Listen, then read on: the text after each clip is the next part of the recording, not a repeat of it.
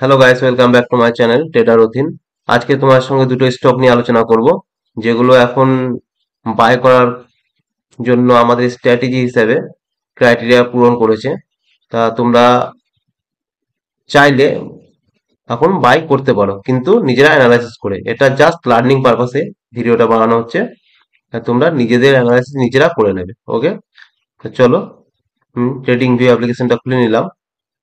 দেখো, আমি এখানে যেটা নেব সেটা হচ্ছে তোমার এশিয়ান পেন্ট। এশিয়ান পেন্ট স্টকটা আমি নিয়ে নিচ্ছি এখানে।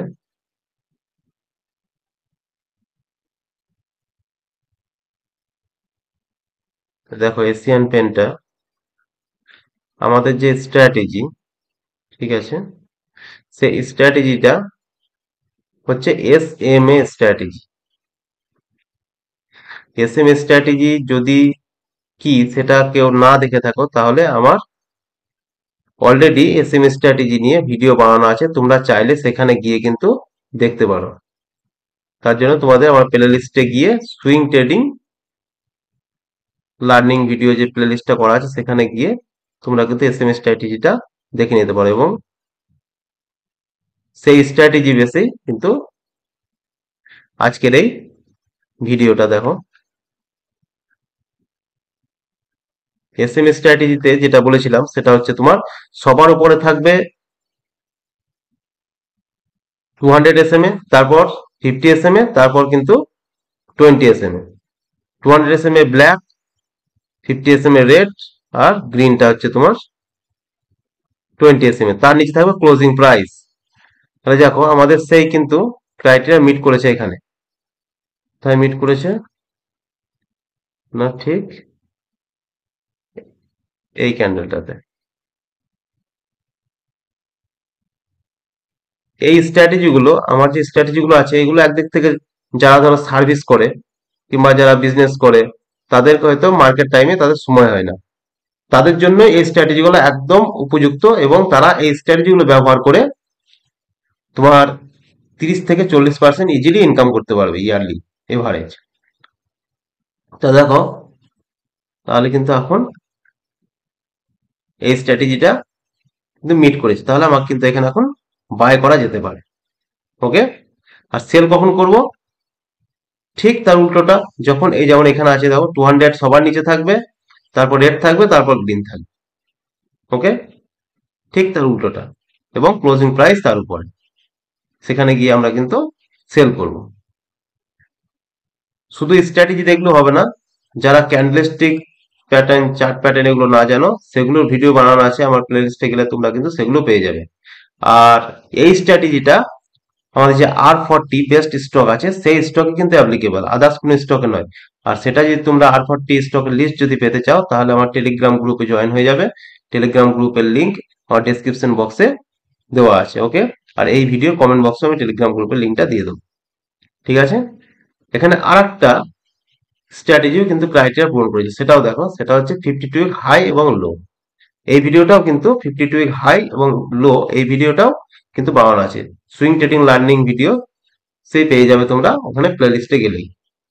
দেখো, এখানে 52 উইক লোতে কিন্তু মার্কেট টাচ করে আছে অলরেডি, দেখতে পাচ্ছ। তাহলে এটাও কিন্তু আমাদের কি ওই স্ট্র্যাটেজিটা কি বলা হয়েছিল, 52 উইক হাই লোতে যে ভিডিও, সেটাতে বলেছিলাম যে 52 উইক লোতে যখনই যখনই R40 কোন স্টকের প্রাইস টাচ করবে, সেখানে আমরা বাই করব। তাহলে এখানে বাইং প্রাইস, এটা যখন এখানে ফার্স্ট টাচ করেছি, কোথায় না এখানে করেছি, তাহলে এখানে বাই করতে। সেল কোথায় করব? 52 উইক হাই, এখানে। ওকে, তাহলে দুটো কিন্তু এখানে স্ট্র্যাটেজি মিট করেছে, 52 উইক হাই লো মিট করেছে, এবং তোমার SMA স্ট্র্যাটেজিও মিট করেছে, তোমরা দেখতে পাচ্ছ। তাহলে কিন্তু এটা বাই করা একদম উপযুক্ত জায়গায় আছে। তা তোমরা এটা লার্নিং পারপাস ভিডিওটা, তোমরা চাইলে তোমাদের ভালোভাবে অ্যানালাইসিস করবে, এবং অ্যানালাইসিস করে তোমরা কিন্তু স্টকটা নিতে পারো। ওকে, এটা কোনো রেকমেন্ড না। আর এই স্ট্র্যাটেজির ভিডিওগুলো যদি তোমরা না দেখে থাকো, অবশ্যই ভিডিওগুলো তোমরা আমার প্লে লিস্টে গিয়ে, swing trading playlist learning video যে প্লে লিস্টটা আছে সেখানে গিয়ে তোমরা কিন্তু পেয়ে যাবে। আর ক্যান্ডেলস্টিক সম্পর্কে, চার্ট প্যাটার্ন সম্পর্কে যদি না জানা আছে, সেগুলোর সম্পূর্ণ প্লেলিস্ট বানানো আছে। ওখানে ওখানে গেলেই, প্লেলিস্টে গেলেই তোমরা কিন্তু সমস্তটাই পেয়ে যাবে। ক্যান্ডেলস্টিক, চার্ট প্যাটার্নের ভিডিও, তারপর তোমার ক্যান্ডেলস্টিক এবং চার্ট প্যাটার্ন দুটো ভিডিও কিন্তু তোমার প্লেলিস্ট হিসাবে বানানো আছে পরপর। সেগুলো সবটাই পেয়ে যাবে। তা তোমরা চাইলে এই স্টকটা দেখতে পারো। ওকে। আর একটা যেটা আছে সেটা হচ্ছে, দেখো, রিলায়েন্স, রিলায়েন্স ইন্ডাস্ট্রিও।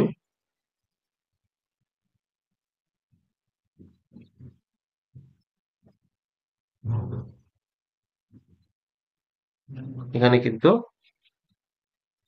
মিট করেছে আমাদের এই জায়গাটাতে, মানে এইখানে। ঠিক আছে। তা এই প্রাইসে আমাদের কিন্তু এখানে এই স্ট্র্যাটেজিটা মিট করেছে। এর থেকে মার্কেট প্রাইস এখন কিন্তু নিচে আছে, আরো নিচে নেমেছিল, কিন্তু এখানে বাই করা এখন যেতে পারে। ওকে। তাহলে কিন্তু এখানে এখন তোমরা চাইলে বাই করতে পারো। তোমার সেল কখন করবে? সেম একই ক্রাইটেরিয়া যখন পূরণ হবে তখন। আর এই স্ট্র্যাটেজির আরেকটা যেটা মজার ব্যাপার, সেটা হচ্ছে এভারেজ করা যেতে পারে। এভারেজ কখন করবে? এভারেজ করবে যখন এই যে এই বাইং প্রাইস থেকে যখন তোমার মার্কেট প্রাইস আরো 10% নিচে নেমে চলে আসবে। এখান থেকে যখন মার্কেট প্রাইস কি করবে না, আরো 10% নিচে আসবে, তখন তোমরা কি করবে? এভারেজ করতে পারবে এখান থেকে মার্কেট।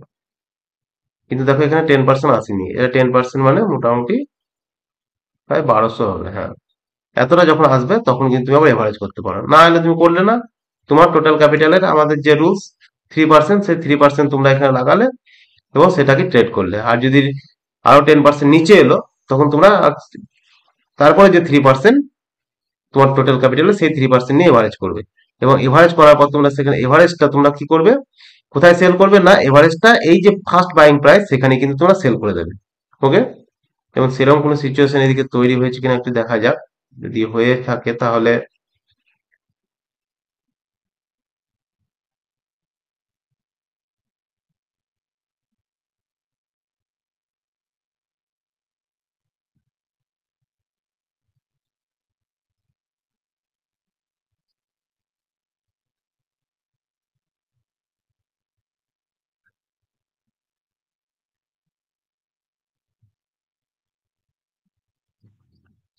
না, এই স্টকটাতে সেরকম কোনো সিচুয়েশন নেই এখন।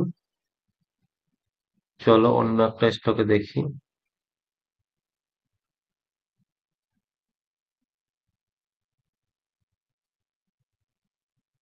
এটা হচ্ছে তোমার বাজাজ ফাইন্যান্স। এই স্ট্র্যাটেজি গুলো সার্ভিসম্যানদের ক্ষেত্রে খুবই ভালো, কারণ তারা সারাদিন মার্কেট আওয়ারে নিজেদের কাজটা করবে, কাজ করার পর সন্ধ্যেবেলা এসে স্টকটা দেখে নেবে যে কোনটা এই ক্রাইটেরিয়া, কোনটা স্টকে পূরণ হয়েছে। যখন দেখতে পেলে এরকম কোনো স্ট্র্যাটেজি তৈরি হয়েছে, তখন সে কি করবে? সেখানে মার্ক করে রেখে দিল এবং পরের দিনকে সকালে বাই করে দিল, বাস। তারপর বাই করা থাকলো, আবার যখন তার সেলিং প্রাইসের জায়গায় আসবে, ক্রাইটেরিয়া পূরণ করবে, তখন সে সেল করে দিল। এই একটা সুযোগ থাকে, যেটা সব ক্ষেত্রে হয় না। ওকে। দেখি বাজাজ ফাইন্যান্সে সেরকম ধরনের কোনো সময় প্রাইস চক্র করেছে কিনা। দেখা যাক, বাজাজ ফাইন্যান্সটা একটু দেখা যাক যে উম,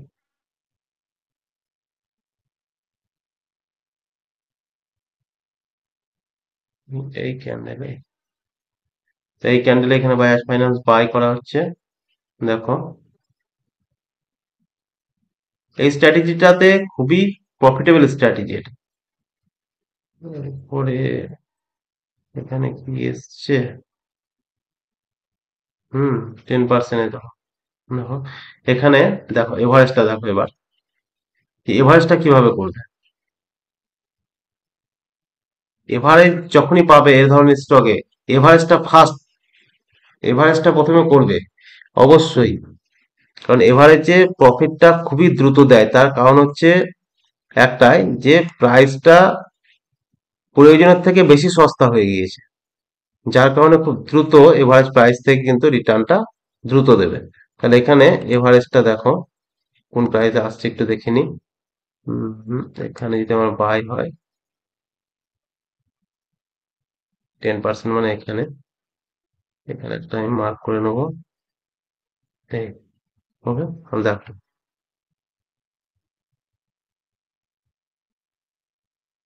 হুম। তাহলে যখন মার্কেট, আমি ফার্স্ট বাই কোথায় করলাম? না,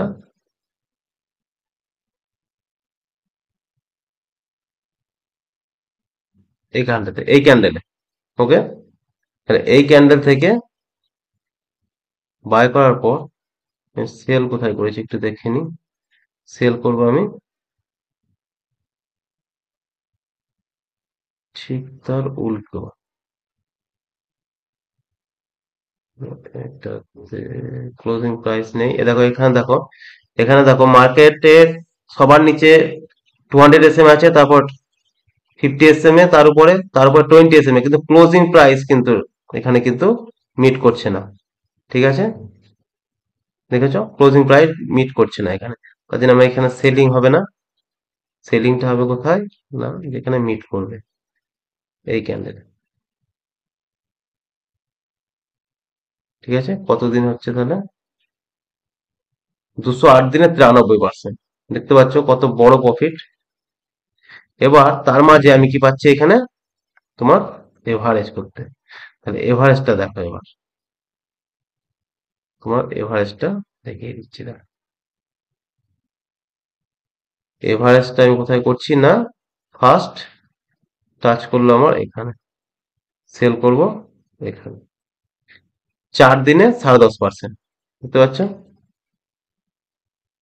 আমি এখানে বাই করেছি, এখানে বাই করার পর এভারেজ প্রাইস এসছে, এখানে টাচ করেছে, এখানে টাচ করার পর 4 দিনের মাথায় দেখো 10.5%। ওকে, তাহলে আমি এভারেজ প্রাইসে এখানে বাই করার পর সেল কোথায় করবো? ফার্স্ট বাইং প্রাইস যেটা, সেটাই আমি সেলিং প্রাইস আমার। ওকে, এবার এখানে সেল করে দিলাম। তারপরে দেখো আবার কিন্তু মার্কেট ওখানে এসছে, তাহলে আবার আমি কি করব? এখানে বাই করব। ঠিক আছে, তাহলে আবার এখানে বাই করলাম, আবার সেল কোথায় করব? এই যে এখানে, 7 দিনে 11%। ঠিক আছে, আবার তাহলে কোথায় বাই করব? আবার মার্কেট দেখো এখানে এসছে। ঠিক আছে, তাহলে আবার আমি এখানে বাই করব যখন এসছে, আবার সেল কোথায় করব? এখানে, 10.5%, 14 দিনে।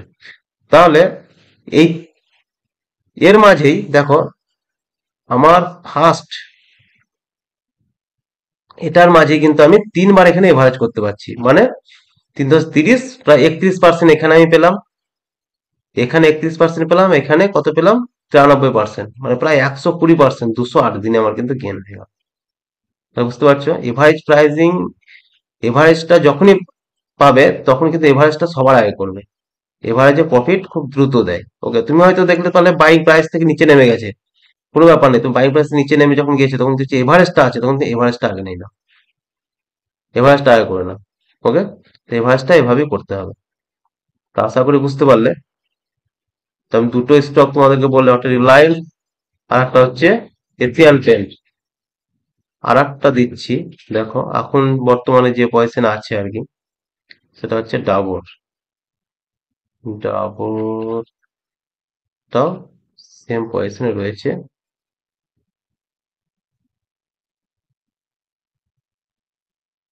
এই দেখো, বুঝতে পারছো ডাবরের বাইং প্রাইস আমাদের এটা। ওকে, এটা হচ্ছে বাইং প্রাইস। ঠিক আছে, এবার সেলিং প্রাইস এখন ঠিক তার উল্টোটা, যখন আসবে তখন আমরা সেখানে সেল করবো। আর আর একটা স্টক দিচ্ছি, দেখো এটা নেসলে। খুবই ভালো স্টক, কারণ নেসলের প্রোডাক্ট ছাড়া তখন বাচ্চারা বড়ই হচ্ছে না। কারণ তোমরা দেখতে পাচ্ছ ল্যাক্টোজেন, সেরেল্যাক, সব নেসলেরই প্রোডাক্ট, ফুড প্রোডাক্ট যেগুলো, বেবি ফুড। দেখো এখানে বাইং হয়েছে, এভারেজিং এসছে কিনা দেখিনি একটু। এসছিল কিনা, আশা করি না, আসেনি। এভারেজিং পজিশনে আসেনি। ঠিক আছে, কিন্তু মার্কেট এখন সেম লেভেলে ট্রেড করেছে, তোমরা চাইলে এটাকেও কিন্তু দেখতে পারো। ওকে, তোমাদের 4টে স্টক তাহলে আজকে এখানে অলরেডি কিন্তু বললাম। তো যদি ভিডিওটা ভালো লাগছে অবশ্যই লাইক করবে, চ্যানেলটাকে সাবস্ক্রাইব করাটা নিজের ব্যাপার। আর যদি এ ধরনের স্টক তোমরা পেতে চাও, আমি কিন্তু সব ক্ষেত্রে এ ধরনের স্টক এর ভিডিও বানিয়ে দিই না, কারণ টেলিগ্রামে পোস্ট করে দিই, হয়তো সবসময় সময় হয় না।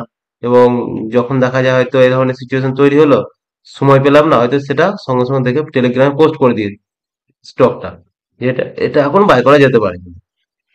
এবার পরে হয়তো ভিডিওটা বানালাম, তখন হয়তো মার্কেট অনেক সময় পরে উঠে যায় কোনো কোনো স্টকে। ওকে, যেমন সে ধরনের একটা স্টক যেমন এখন আছে তোমার ইউনিয়ন ব্যাংক। ইউনিয়ন ব্যাংক নিয়ে আমি টেলিগ্রামে অলরেডি পোস্ট করেছি, কিন্তু এখন অব্দি ভিডিওটা বানানো হয়নি। তার কারণ কি, সবটাই সময়ের সবসময় সময় করতে পারা যায় না, যার কারণে সপ্তাহে হয়তো 2টো কি 3টে ভিডিও কোনো রকমে বানানো সম্ভব হয়। ঠিক আছে, তাই তোমরা চাইলে অবশ্যই টেলিগ্রামে গ্রুপে যুক্ত হয়ে যাবে, এবং সেখান থেকে তোমাদের কি হবে, তোমরা আমি যে স্টক অনেক সময় দিয়ে থাকি সেগুলো কিন্তু তোমরা ওখান থেকে পেতে পারো। ওকে, যেমন ধরো এই স্টকটা আমি অলরেডি বাই করে রেখেছি।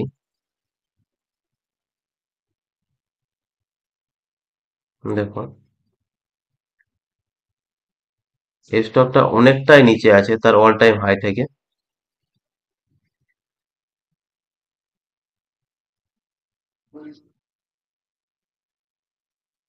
এই স্টকটা কাপ উইথ হ্যান্ডেল প্যাটার্ন কিংবা হেড এন্ড শোল্ডার প্যাটার্ন এ ধরনের কোন একটা প্যাটার্ন কিন্তু তৈরি করতে চলেছে অলরেডি। দেখতে পাচ্ছ?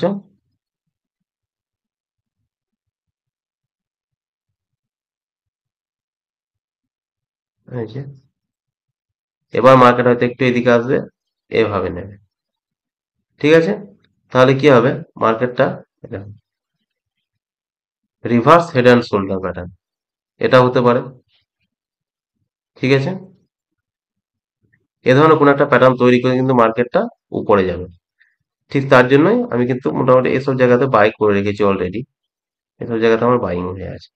তাই আমি যখনই বাই করেছি তখন কিন্তু আমি পোস্টও করেছি, কিন্তু এটা নিয়ে এখন ভিডিও কিন্তু বানানো হয়নি। আর রিভার্স হেড অ্যান্ড শোল্ডার নিয়েও কোন স্ট্র্যাটেজি নিয়েও ভিডিও বানিয়ে দিইনি এখনো পর্যন্ত, সেটাও তোমাদেরকে দেবো। তোমার আমার সঙ্গে থাকো, এসে কিভাবে বাই করবে না করবে কখন করবে সে নিয়েও ভিডিও বানিয়ে দেবো। তো এই ভিডিওটাতে তোমরা অবশ্যই ভালো লাগলে লাইক করবে, চ্যানেলটাকে সাবস্ক্রাইব করে নেবে, আর কমেন্ট করে জানাবে কেমন লাগছে ভিডিওগুলো। ওকে, তোমাদের যদি কিছু জানার ইচ্ছা থাকে এক্সট্রা, সেগুলো কমেন্ট বক্সে কমেন্ট করে বলবে, তাহলে কিন্তু আমি সে ধরনের ভিডিও বানিয়ে দেবো। চলো, আজকে ভিডিওটা এই পর্যন্তই। Thank you.